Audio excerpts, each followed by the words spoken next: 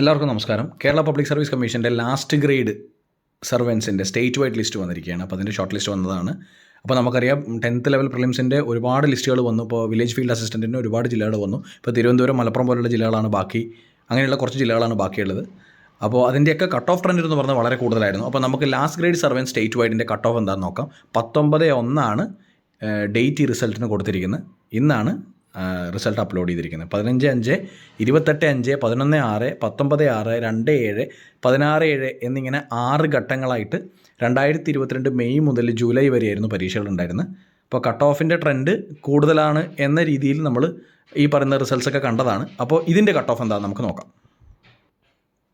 ഒരുപാട് പേരെ ഉൾപ്പെടുത്തിക്കൊണ്ടുള്ളൊരു ലിസ്റ്റാണ്. നിങ്ങൾക്ക് പേജ് നമ്പർ നോക്കിയാൽ തന്നെ അറിയാം, 371 പേജുള്ളൊരു റിസൾട്ടാണ് ഇത് ഉള്ളത്. അപ്പോൾ ഒരുപാട് പേര് ഉൾപ്പെടുത്തിയിട്ടുണ്ട്.